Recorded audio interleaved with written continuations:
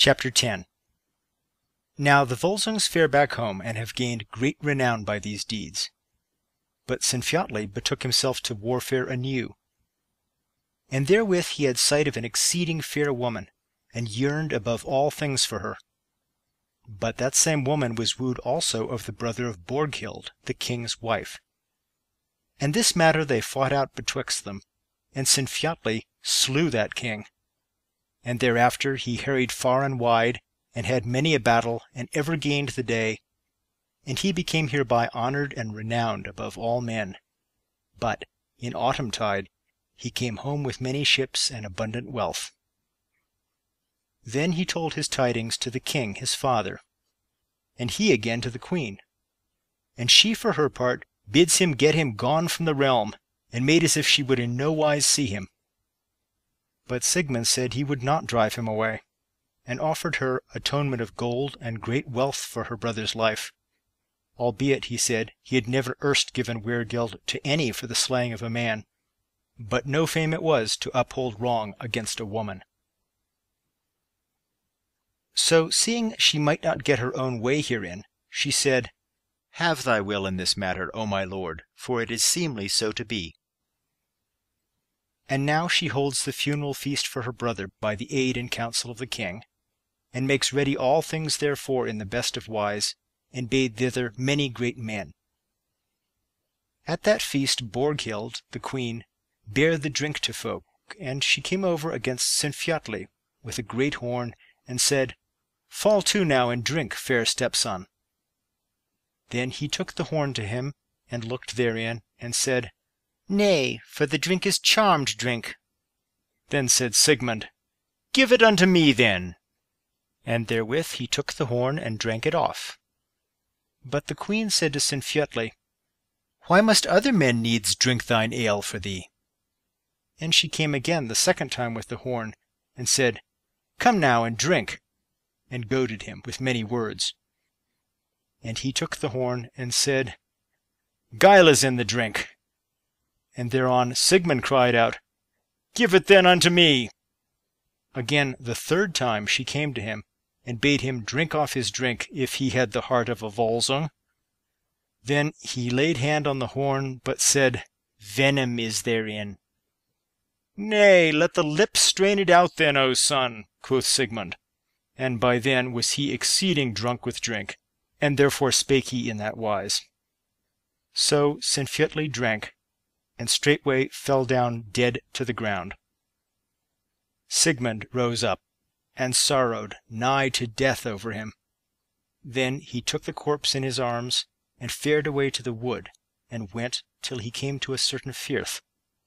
And there he saw a man in a little boat, and that man asked if he would be wafted by him over the firth, and he said yea thereto.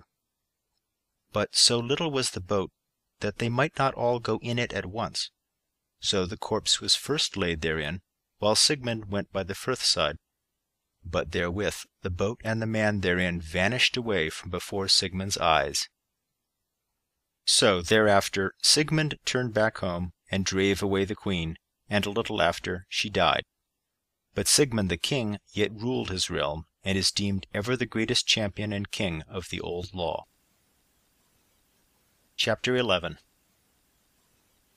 There was a king called Eirikr, mighty and of great fame, and his daughter was called Hjördis, the fairest and wisest of womankind. And Sigmund hears it told of her that she was meet to be his wife, yea, if none else were. So he goes to the house of King Eirikr, who would make a great feast for him, if so be he comes not thither in the guise of a foe. So messages were sent from one to the other that this present journey was a peaceful one, and not for war. So the feast was held in the best of wise, and with many a man thereat.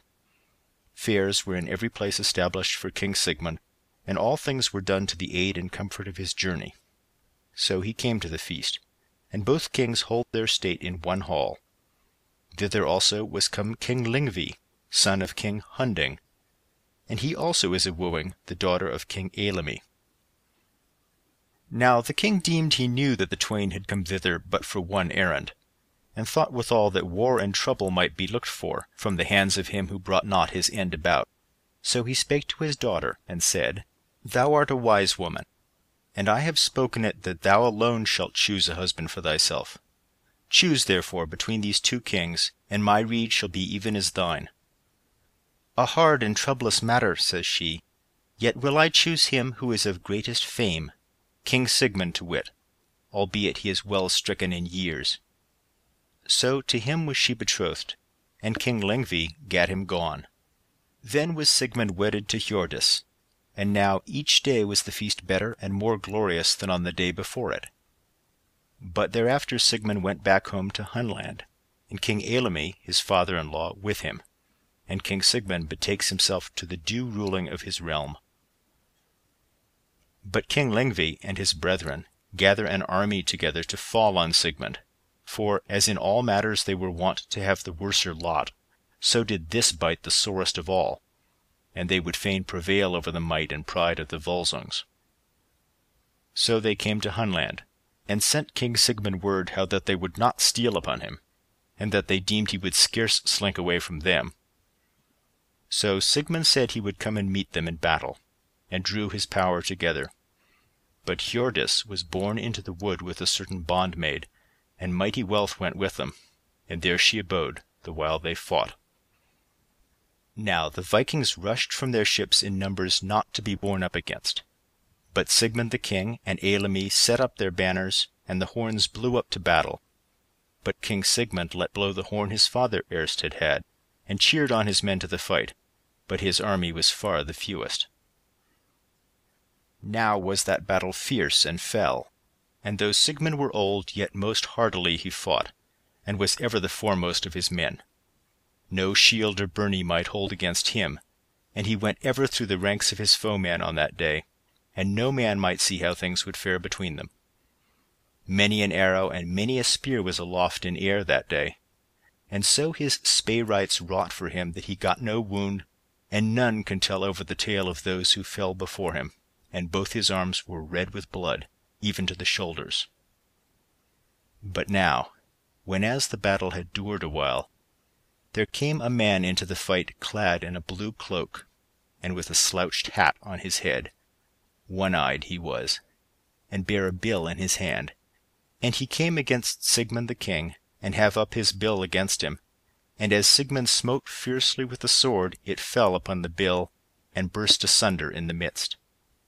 Thenceforth the slaughter and dismay turned to his side, for the good hap of King Sigmund had departed from him, and his men fell fast about him. Naught did the king spare himself, but rather cheered on his men. But even as the saw says, Engima with magnum, no might 'gainst many, so was it now proven. And in this fight fell Sigmund the king, and King Eilimi his father-in-law, in the forefront of their battle, and therewith the more part of their folk. End of section 3.